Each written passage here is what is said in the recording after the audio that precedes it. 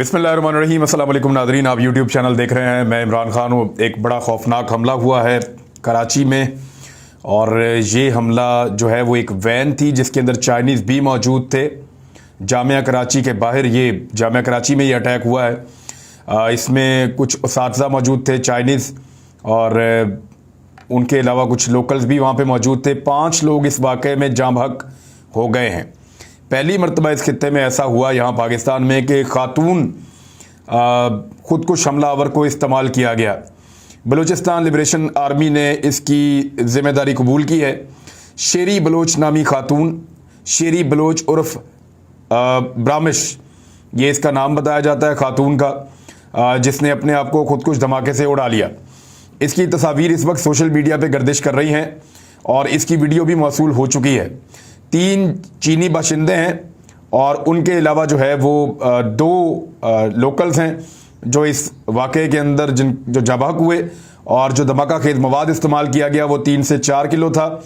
Video में पता चलता है कि जो खातून है वो दूसरी तरफ मुँह करके खड़ी है और वो एक गाड़ी के आने का इंतज़ार कर रही है, और जैसे ही वो वैन उसके करीब पहुँचती है तो वो थोड़ा सा पीछे हटती है और साथ ही धमाका हो जाता है और वैन में आग लग जाती है। वैन में आग लगने के बाद वहाँ पे जो लोग मौजूद थे वो जाँ बहक हो गए।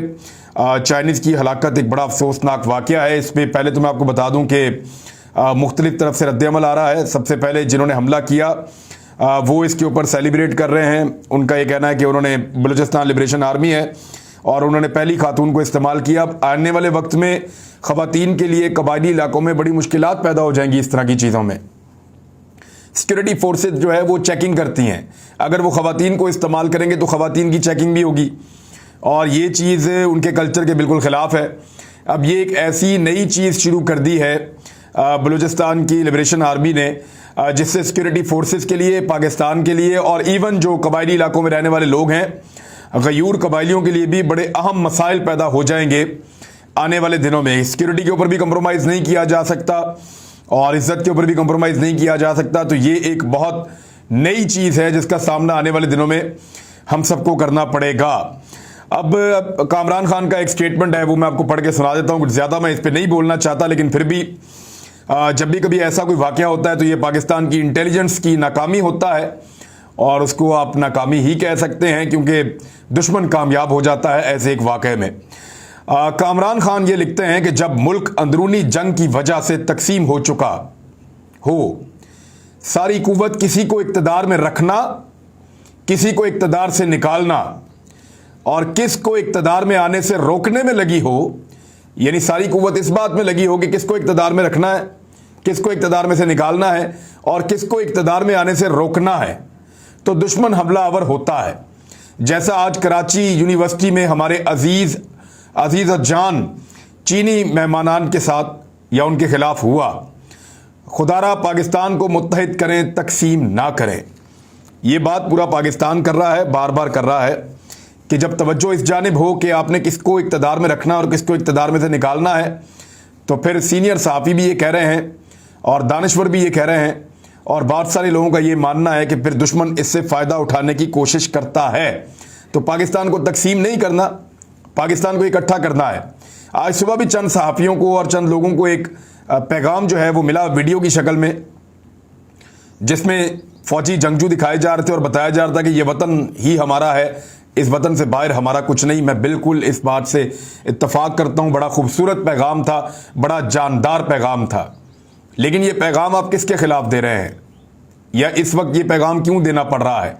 जब नवाज शरीफ ने और मरीम नवाज ने पाक फ़ौज के लत्ते लिए थे, पाक फ़ौज के ख़िलाफ़ दिन रात तनकीद की थी और उनके ऊपर चढ़ाई की हुई थी, तब इस तरह के पैगामात हमने नहीं सुने। इमरान खान ने तो अभी एक लफ्ज़ भी पाक फ़ौज के ख़िलाफ़ नहीं बोला। ये तो लोगों का अपना ज़ाती एक आपके सामने निकल के आ रहा है, और वो भी फ़ौज के ख़िलाफ़ नहीं बोल रहे। लोग फ़ौज से प्यार करते हैं, वो एक पॉलिसी पे तनकीद कर रहे हैं चंद लोगों की, जिस पे उन्हें लगता है कि ये न्यूट्रल वाली पॉलिसी उनको बेहतर नहीं लगती। उनकी तनकीद थी, वो ख़त्म भी हो गई, लेकिन अब इस मामले को बार बार उठाना और ऐसे करना और माजी में बिल्कुल चुप करके बैठ जाना, ये बड़े सवालात को जन्म देता है। यानी ये फैमिली जो है, जो इस वक्त इक़्तिदार में है, जिन्होंने कब्जा किया पाकिस्तान पे, शब खून मारा, बंदे खरीद के, सबको साथ मिला के, आधी रात को अदालतें खुलवा के, कैदियों वाली जो गाड़ियां हैं वो भिजवा के, ये सारा कुछ करने के बाद जब उन्होंने शब खून मारा और इक़्तिदार पर काबिज हुए, तो इस खानदान की ताकत का अंदाज़ा आप यहां से करें कि इन्होंने बाहर जाने का फैसला किया, बुकिंग हो गई, नाम दे दिए गए, सरकारी कागज़ों के अंदर नाम आ गए कि जनाब मरियम नवाज जा रही हैं, और फिर जो है वो अदालत से फैसला लेने के लिए रुजू किया गया।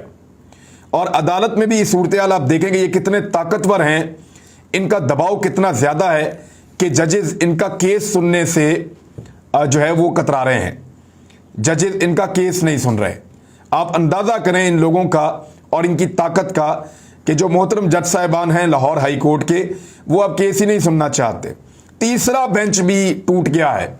मरियम नवाज के जद्दा जाने की जो दरख्वास्त है उसकी समाअत से माजरत कर ली है। जस्टिस अली बाकर नजफी की सरबराही में लाहौर हाई कोर्ट के 2 रुकनी बेंच ने मरियम नवाज के उम्रे पर जाने के लिए पासपोर्ट वापसी की दरख्वास्त पर समाअत की। नैब प्रोसिक्यूटर फैसल बुखारी ने मरियम नवाज के पासपोर्ट वापसी की दरख्वास्त पर एतराज़ करते हुए कहा कि मरियम नवाज के खिलाफ सुप्रीम कोर्ट में केस और नैब हमला केस भी ज़ेर इल्तवा है। उन्होंने कहा कि इन मुकदमात में मुलव्वस मुल्ज़िम नवाज मरियम नवाज के अलावा तमाम मुल्ज़िमान बैरून मुल्क फरार हो चुके हैं। मरियम नवाज की जमानत मनसूखी के लिए सुप्रीम कोर्ट में अपील दायर है, लिहाजा उनकी दरख्वास्त मुस्तरद की जाए। जस्टिस फारूक हैदर ने केस की समाअत से माजरत कर ली, जिसके नतीजे में 2 रुकनी बेंच फिर तहलील हो गया और केस की फाइल चीफ जस्टिस को भिजवा दी गई। चीफ जस्टिस ने जस्टिस बाकर अली नजफी और जस्टिस असजद जावेद घुराल पर मुश्तमिल नया 2 रुकनी बेंच तश्कील दे दिया, जिसने मरियम नवाज की दरख्वास्त पर आज ही समाअत की। तो जस्टिस असजद जावेद घुराल ने भी माजरत कर ली, जिसके नतीजे में इस दरख्वास्त पर तीसरा बेंच भी तहलील हो गया। एक बेंच पहले तहलील हुआ, एक दिन में दोबारा 2 बेंच तहलील हो गए और दोबारा फाइल चीफ जस्टिस को भिजवा दी गई है। अब चीफ जस्टिस साहब खुद ही इस मामले को सुन ले मेरे ख्याल में, क्योंकि कोई और मुआज़िज़ जज तो जजेस अपने आप को दूर रखना चाहते हैं इस फैमिली और इसके केसेस से, क्योंकि ये धमकाते हैं। ये तो ये भी कहते हैं, राणा सनाउल्लाह वही आज वज़ीर दाखिला हैं जिन्होंने कहा था कि जो जज हमारे खिलाफ फैसला देगा ना, या गिरफ्तारी करवाएगा या हमारे खिलाफ फैसला देगा, उसका फिर घेराव करेंगे हम। ये राणा सनाउल्लाह ने कहा था जब ये अपोजिशन में थे। अब तो वज़ीर दाखिला है वो पाकिस्तान के। तो जजेस कैसे इतना बड़ा रिस्क ले सकते हैं, ये किस तरह डील करते हैं, किस तरह अटैक करते हैं, इसका अंदाज़ा अब आहिस्ता आहिस्ता पूरी कौम को हो रहा है। 21 अप्रैल को पहला बेंच तहलील हुआ और अब 2 बेंच और तहलील हो गए। अब चौथा बेंच बनाया जाएगा मरियम नवाज को पाकिस्तान से बाहर भिजवाने के लिए। अंदाज़ा करें आप इनकी ताकत का। जनाब जस्टिस अली बाकर नजफी वो मोहतरम जज हैं जिन्होंने मई 2021 में शहबाज शरीफ साहब की एक दिन में 3 मरतबा सुनवाई की थी और उनको ECL से निकलवा कर पाकिस्तान से बाहर जब वो जाना चाह रहे थे तो उसके लिए सारा अरेंजमेंट हुआ था। लेकिन उसके बाद भी FIA ने उनको रोक लिया और बाद में इसके ऊपर भी सुनवाई हुई थी। तो अली बाकर नजफी साहब बेंच के अंदर मौजूद हैं, लेकिन दूसरा कोई भी जज इस बेंच का हिस्सा नहीं बनना चाहता, ऐसा दिखाई दे रहा है। और 3 बेंच टूट चुके हैं, अब तीसरा बेंच होगा। आप इनकी ताकत का अंदाज़ा इस बात से कर सकते हैं। शहबाज शरीफ साहब ने एक दावा किया कि लोड शेडिंग का खात्मा कर देंगे 1 मई से। एक्चुअली 1 मई से जो है वो आपकी इंडस्ट्री की छुट्टियां होने जा रही हैं और उसके बाद ईद आ रही है, तो आपकी 3 से 4 दिन का ईद का एक टाइम आ जाएगा और 1 मई से फिर ईद की छुट्टियां हैं, इंडस्ट्री आपकी बंद हो जाएगी। तो 1 हफ्ते का एक रिलीफ होगा जिसके अंदर बिजली की खपत पाकिस्तान में कम हो जाएगी। वहां पे ये हुकूमत साबित करने की कोशिश करेगी, यानी रोजाना की बुनियाद के ऊपर चीजें कर रहे हैं, साबित करने की कोशिश करेगी कि हमने लोड शेडिंग खत्म कर दी है या कम कर दी है। लेकिन ऐसा होगा नहीं। एक्चुअली पाकिस्तान में जरूरत कम हो जाएगी तो ये उसको शिफ्ट कर देंगे। तो ये है जी लोड शेडिंग के खात्मे का दावा और उसकी हकीकत। 5 रुपए यूनिट इन्होंने बिजली का बढ़ा दिया है, 3.5 रुपए मजीद अभी बढ़ाने वाले हैं, जबकि पेट्रोल और डीजल की कीमत में होशरबा इजाफा आपको आने वाले दिनों में मिलेगा। बैरून मुल्क जाने के मामले के ऊपर बड़ी दिलचस्प सूरत हाल पैदा हो चुकी है। वो क्या है मैं आपके सामने रख देता हूं। मरियम औरंगजेब ने कहा कि शहबाज शरीफ और उनके इत्तेहादी अपने ज़ाती खर्च पर सऊदी अरब जा रहे हैं और उन्होंने कहा कि सऊदी अरब के दौरे पर पाकिस्तानी वुज़रा की रवानगी पर वजाहत हम अब जारी कर रहे हैं। कल से ये चीज़ चल रही है, बहुत कोशिश की हकीकत बता सकूं लेकिन नहीं बता पाए, प्रोपेगेंडा चल रहा है। इमरान खान के और शहबाज शरीफ के दौरे में बहुत फ़र्क है। इमरान खान बहुत पैसा खर्च करते थे, सरकारी खर्च करते थे, शहबाज शरीफ नहीं करते। हालांकि रिकॉर्ड हमने 10 दफ़ा आपको दिखाया है, सरकारी रिकॉर्ड, जिसमें नवाज शरीफ ने इमरान खान से हर दौरे में 10 गुना ज़्यादा पैसे खर्च किए और आसिफ अली जरदारी ने इमरान खान से हर दौरे में 10 गुना ज़्यादा पैसे खर्च किए। और फिर उन्होंने कहा कि वजारत खारजा का खत जो था वो एसओपी का हिस्सा है। वजीर आजम की हिदायत पर पीआईए को नहीं लिखा गया। वजारत खारजा ने पीआईए को कहा कि जहाज स्टैंड बाई पर रखें। अब ये खुद एडमिट कर रहे हैं कि हमारी खबर ठीक थी, यानी पहले हमारी खबर को झूठा करार दिया और ये कहा कि एआरवाई भी झूठ बोल रहा है, बाकी सारे टीवी भी झूठ बोल रहे हैं और जो जर्नलिस्ट इस पे बात कर रहे हैं वो सारे झूठ बोल रहे हैं। कोई तैयारा बोइंग 777 हमने कहा ही नहीं। और अब कह रहे हैं कि जी बिल्कुल वजारत खारजा ने एसओपी के मुताबिक खत लिखा और पीआईए को यह कहा गया कि जहाज को स्टैंड बाई पे रखें।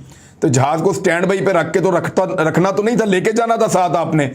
वो तो पाकिस्तानियों ने इतना दबाव डाला, इतना रोला डाला कि अब आपने अपना जो मौकिफ है उसको तब्दील कर लिया है।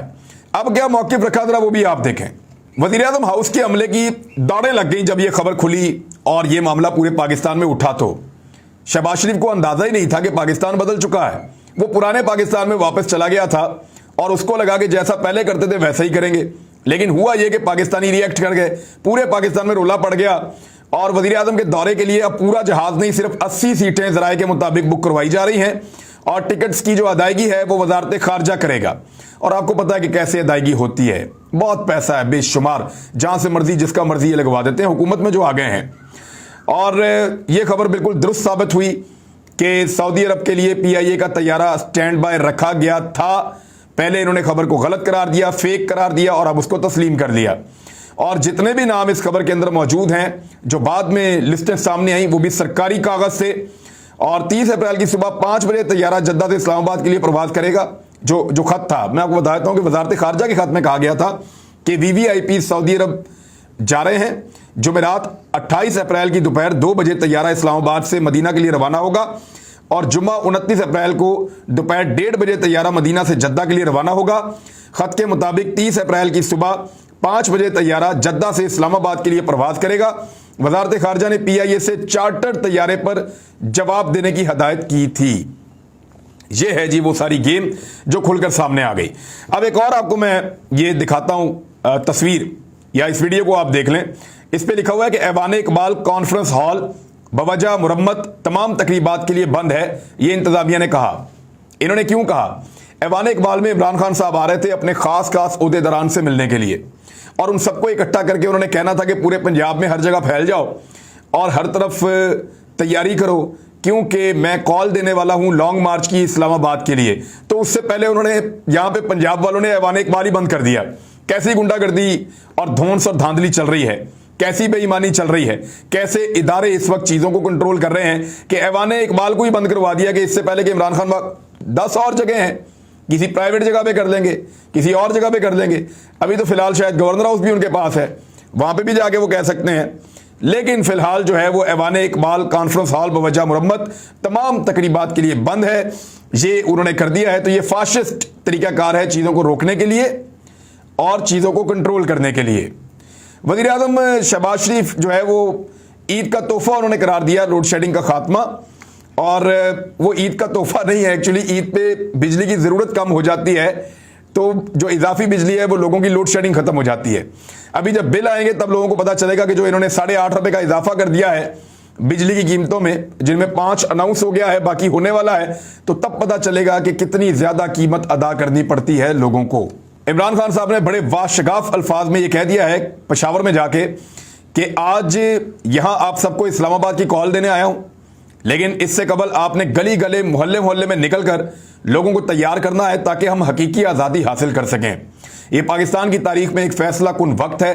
एक इंपोर्टेड हुकूमत बैरून मुल्क साजिश के तहत पाकिस्तान पर मुसल्लत की गई है, हमने इस साजिश को नाकाम बनाना है। उन्होंने कहा कि 60% काबीना जमानत पर है, इससे ज़्यादा है, 66% है ऑलमोस्ट। बैरून मुल्क साजिश के तहत नवाज शरीफ, शहबाज शरीफ और जरदारी जैसे डाकुओं को हमारे सरों पर बैठा दिया गया है। 30 साल से ये मुल्क का पैसा चोरी कर रहे हैं, बाहर उन्होंने अपने बड़े बड़े महल बना रखे हैं। ये लोग मुल्क को लूटने के लिए पाकिस्तान आते हैं।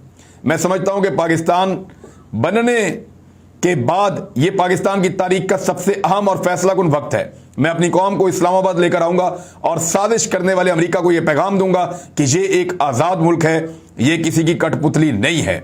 उन्होंने कहा कि मैं इंतजार कर रहा हूं कि पीटीआई से मुनरिफ होने वाले लोटे अपने हलकों में वोट मांगने आए, फिर अवाम इनका क्या हाल करेगी इसका भी इंतजार कर रहा हूं। उन्होंने बताया कि अमेरिका ने 1950 की दहाई में ईरान में हुकूमत तब्दील की, फिर उन्होंने चिली में भी ऐसे ही किया, हुकूमत तब्दील की, और कई जगह पे अमेरिका ही कर चुका है। यहाँ पे यूक्रेन में भी कर चुका है, अमेरिका हुकूमत तब्दील कर चुका है। तो मल्टीपल दुनिया की जो एरियाज़ हैं वहाँ पे बहुत सारे मुल्कों में अमेरिका ने रिजीम चेंज किया है, उसी तरह की चीज़ है। हाई कोर्ट ने फैसला महफूज कर लिया है। एक अहम खबर ये भी है, और हमजा शहबाज जो हैं उनको वज़ीर आला पंजाब अब बनाया जाएगा। कल 10 बजे फैसला सुनाया जाएगा। तो मैंने आपको पहले बताया कि जब शरीफ ख़ानदान का कोई फ़र्द ये फैसला कर ले कि उनको इंसाफ चाहिए, तो पाकिस्तान की अदालतों से इंसाफ लेने से उनको दुनिया की कोई ताकत नहीं रोक सकती। लिहाजा कल हमजा शहबाज साहब को वज़ीर आला पंजाब बना दिया जाएगा और परसों वो फिर चले जाएंगे दौरे पर। देखते हैं पाकिस्तान तहरीक इंसाफ रोक सकती है या नहीं रोक सकती, या कैसे रोकती है। इमरान खान साहब की क्या कामयाबियां थी उसके ऊपर एक वीलॉग मैं बाद में करूंगा, और इस हुकूमत ने कितना बड़ा हथौड़ा मारा है सबसे बड़े और अहम फैसले के ऊपर जो इमरान खान साहब ने किया था, कितना बड़ा जुल्म किया है इस कौम के साथ दोबारा, वो बताऊंगा अगले वीलॉग में। अब तक के लिए इतने, अपना ख्याल रखिएगा, अपने इस चैनल का भी। अल्लाह हाफिज़।